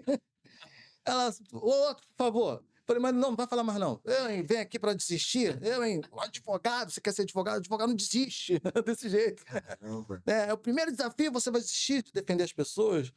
Cara, desse jeito, cara. Saí dali, bom, cara, nesse dia eu chorei, eu desci, falei: "Senhor", desci a rampa da faculdade. Fui, falei assim: "O que que eu vou fazer, Senhor? Eu não tenho condição, vou pagar a faculdade". Aí nisso foi uma senhorinha do meu lado, e ela do nada, ela falou assim: "Tudo bem, William?" Eu olhei assim, falei: "Cara, quem é essa mulher?" Chamou pelo nome Chamou e pelo você não nome, conhecia. não conhecia, até hoje não lembro da aparência dessa mulher. Cara, Falou tô assim: falando que esse cara, velho, ele vai sair daqui. "Cara, Jorge, esse cara vai sair daqui, Caio. Ele vai sair, vai cara, ter alguém ali pra entregar alguma coisa pra ele, tá? cara, foi sinistro esse dia". Ela falou assim, ó: "Assim diz o Senhor, por que que você está ansioso? É Ele que está no controle de tudo, não temas". Amém. E fui embora. Aí surgiu uma vaga para trabalhar no estágio, fiz o coisa direitinho. Falou: "Ó, infelizmente não vai dar para contratar, porque", falei: "Tá bom". Isso já terça-feira da outra semana. Sexta-feira, um colega: "Pô, tem como tu pregar lá na minha igreja, William? A gente busca de carro". "Onde é?". "Lá em Santa Cruz, quase Sepitiba". Falei: "Pô, tão longe". "Não, a gente te pega de carro". Fui lá pregar. Meu irmão, arrasado. Sexta-feira. Lembro que fosse o Josué, né. Não temas contigo, né. Mas a realidade era outra. Era outro. Acabei de pregar, a pastora falou assim: "Essa semana o Senhor vai abrir uma porta para você. Não foi ele que prometeu a tua vida? Você não está crendo muito, mas ele vai fazer". Sexta-feira. Na terça-feira da outra semana, o escritório que tinha feito a entrevista me ligou, 10 horas da manhã: "Você está interessado naquela vaga ainda?" Eu falei: "Tô. Tem como você dar um pulinho aqui, chegar 11h30 aqui na Carioca?" Pô, de Eden lá pra Carioca. Falei: 11h30, ainda vou tomar, dá teu jeito, bota o terno, vem pra cá que a gente explica". Meu irmão, peguei o metrô, fui, botei o terno, cheguei lá, muita gente. "Toma esses papéis aqui, vai pro fórum, lá na vara tal, o advogado tá te explicando, lá ele vai te explicar tudo". "Mas como assim?". "Vai embora que já vai começar a audiência". A mulher foi me Assim, empurrando. Minha chefe, Viviane, faleceu esse ano, infelizmente. Mulher de Deus, cara. Cheguei lá, quando eu voltei 6 horas da noite, no final do trabalho: "Olha, desculpa, é porque surgiu aqui um contrato com o banco, então a gente tem que chamar todo mundo às pressas. Mas olha, assina aqui, você vai receber isso, isso, isso, começou isso". a trabalhar antes de Comecei a assinar o contrato, caraca. Ela me pagou adiantado, paguei a faculdade, aí comecei. E a partir dali, Aí depois veio o conselho tutelar, cara, assim, foi tremendo. pra você, cara, que tá nos ouvindo, se você não sair desse episódio determinado a tomar atitude, É, atitude na tua vida, cara, você precisa fazer isso, você precisa tomar e atitude. não para por aí não, ainda tem Tem mais, mais? pô, quando eu fiz a prova da OAB, tem a questão da bolsa de estudo também. Depois ainda vem a bolsa de Aí eu estudo. pagava a faculdade, até É, então. Beleza. Estágio, aí vem conselho tutelar, tá pagando Pagar a faculdade. faculdade. Esse eu posso falar, tenho prova, tenho testemunha. Pastora Neuza é testemunha. Pastora Neuza estiver vendo aí, eu não sei se ela vai lembrar. E eu lembro que falei, pastora, eu estava em casa, estava orando, e Deus falou comigo que ia me dar uma bolsa de 5%. Pastora, não. Já tava em qual período, mais ou menos, lembra? Sexto, quinto, sexto. Cara, eu era reprovado em várias matérias. Por quê? Eu fazia o quinto, matéria Ah, quatro, sei como é que e é, era sei como é muita que é. dificuldade, às vezes eu não conseguia estudar, mas eu Direito sempre você tem que estudar muito, né, cara? Tem que ler o tempo perturbação, inteiro. monta um monte de coisa. Aí a pastora falou assim: "Não, William, vamos crer que Deus vai". Não, pastor, mas sabe o que Deus falava? Falava para ir até o prefeito da cidade. Independente, que não é nada de partido político, deixa claro, eu estou falando no trânsito que Deus foi criando para eu chegar até situações, porque Deus ele coloca pessoas. Quando você se disponibiliza, ele vai colocar pessoas para poder você chegar até o caminho. E na época Ele usa quem ele quer, ele ele usa não quem usou ele a mulher do quer. charuto lá. Pô, pô, várias pessoas, mulher do charuto, pastor, profeta, cara, um monte de gente. E aí, o senhor falava isso, pastora, não sei se a pastora vai lembrar.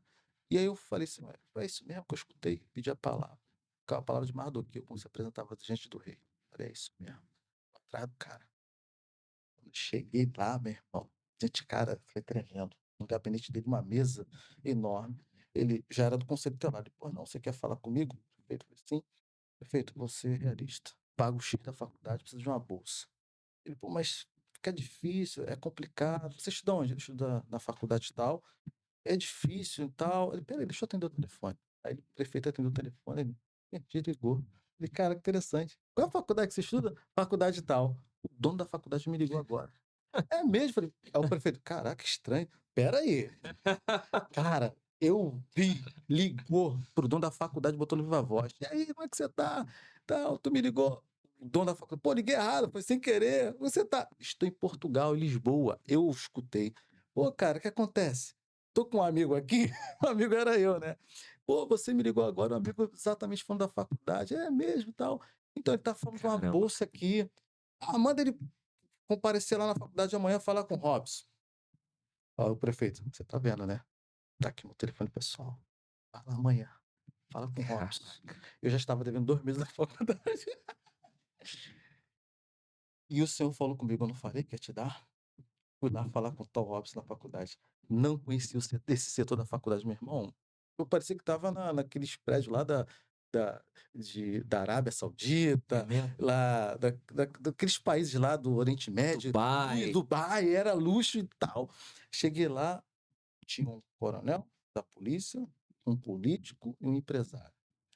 Quando eu cheguei, aí o tal Robson: "William, sou eu". Pô, um abraço, cara. Pô, aí sentei no meio dos cara, Foi recebido com pompas, recebido. tapete vermelho. Esse cara aqui, o cara falando pro pessoal que estava lá, né, me apontando para mim: "Esse cara aqui, amigo do dono da faculdade e do prefeito. Pô, mandou vir falar comigo. Você é amigo dele?" Eu falei: "Não, sou, Claro, sou". pô. Vai ser o contrário? Meu irmão, o cara, eu vi a cara do coronel da polícia: "Tudo bem? Pô, não, não sei o quê". Os caras: "Pô, como é que tá a política lá em São João?". Não sabia nada. Eu falei: "Não, tá bom, não sei o quê". Resumindo: "William, já entrou a bolsa de 100%". Eu falei: "Não, que eu tô devendo é 2 esquece". Amigo do dono, Ele cara. falou assim: "Ó, temos aqui na faculdade 30.000 alunos, só 5 têm essa bolsa especial. O dono da Via Show, na época, veio pedir uma bolsa para o filho dele, a gente não deu essa bolsa. Demos outra, mas não essa, como a sua". Cara, Foi daí que eu consegui. irmão, Cara, é coisa muita tremenda, história, cara. cara, é muita história. Cara, E, Will, a gente, cara, um episódio extraordinário, extraordinário. Nosso horário tá acabando, mas eu queria tinha o da OB também, não sei se vai da dar OB. tempo. É, Então, conta aí, dá tempo. A gente, mais um testemunho, olha só, cara, rapidinho, é gente, eu coisa. vou não vou protelar não. Aí, beleza, terminei a faculdade, pô, prova da OAB não dá, meu irmão, é difícil e tal, um monte de gente sendo reprovado, teve gente que desistiu do curso, não sei o quê, teve gente que passou na 10ª vez, pô, tô ferrado. Meu irmão, eu falei: "Vou fazer a prova da OAB". Isso eu estava terminando a faculdade. Eu fiz a prova da OAB, tem primeira e segunda fase. Você tem que acertar 40 pontos para você passar. Antes de eu fazer a prova, eu sonhei Sempre um sonho, uma revelação. que eu contava os pontos e acertava 39. E tinha que acertar 40. 40 no sonho, 39. Eu chorava muito. Falei, Senhor, Senhor, Senhor. Eu recontava de novo. Ah, não, eu passei 40. Aí ficava alegre. 2 semanas depois fiz a prova. Mesmo dia, no dia posterior, saiu o resultado lá, 39 pontos. Reprovado. William Nogueira reprovado no sistema da FGV, que é a banca que fez Saiu no sistema de reprovado. 39. Tem até hoje lá. Reprovado. Meu irmão, chorei. Comecei a orar, o Senhor orar. Eu estava abatido. Pô, preferia ter sido reprovado com 15 acertos. Mas não Faltando estudei. uma, né, cara? Uma, assim. Uma. Não acredito. Aí, saindo do conselho tutelar, parei para almoçar no restaurante. Uma senhorinha, cara, pequenininha. Assim diz o Senhor. Nada, cara. Cara, as palavras dela. Eu mudo o sistema de informática e de computador para elevar quem eu quero. Falou isso. Falou desse jeito. Falei, cara.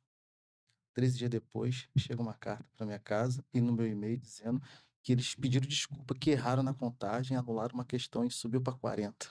Caramba. O sistema de reprovado mudou para aprovado. O que tu vai dizer?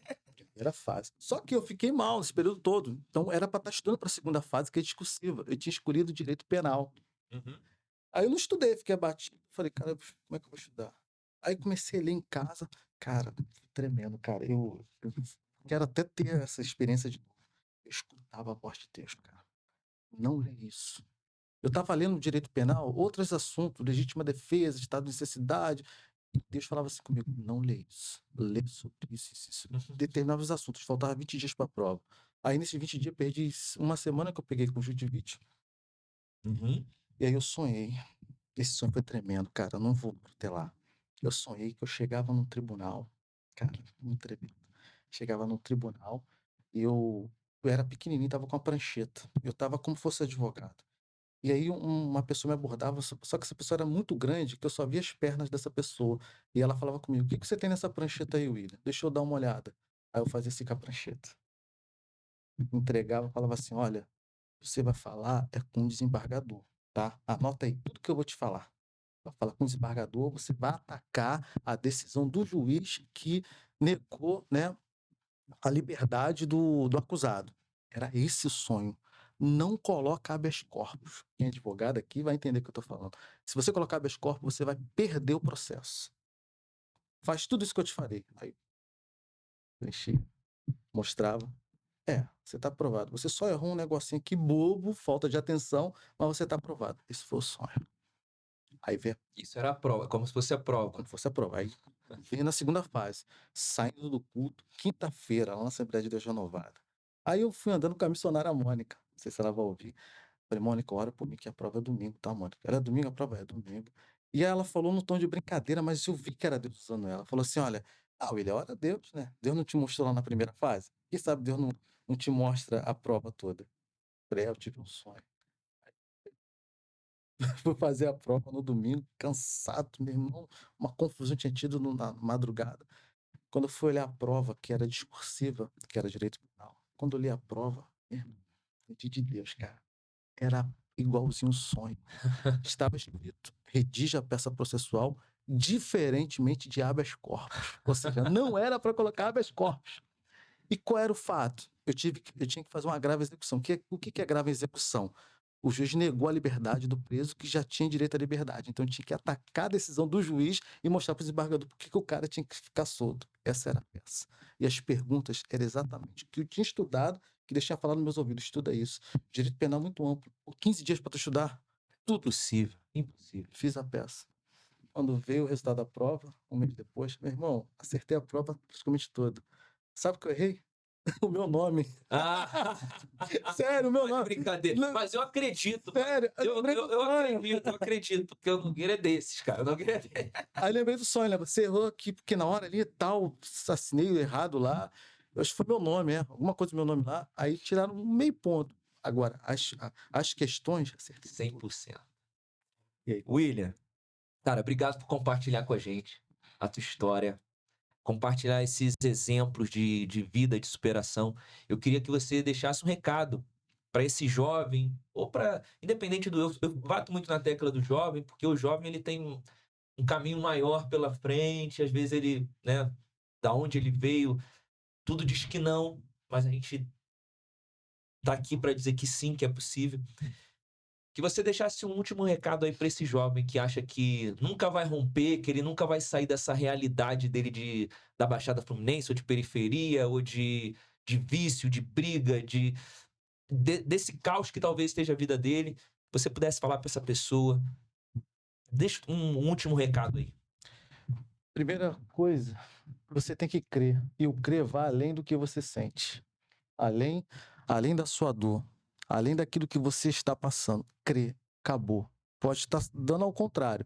Você tem que acreditar. Submeter a Deus. E aí Deus vai te orientar. E buscar pessoas que já passaram situações semelhantes e venceram. Você tem que buscar essas oportunidades dessas pessoas. E outra coisa, sempre com pensamento. Se eu alcançar determinado patamar, como é que eu serei para as pessoas? É essa a questão. Quando você se disponibiliza a servir, Deus ele vai criar todo o caminho. Uma pergunta que eu me fazia lá atrás: para que eu vou querer ter um diploma? Só para dizer que eu sou doutor, isso? Não.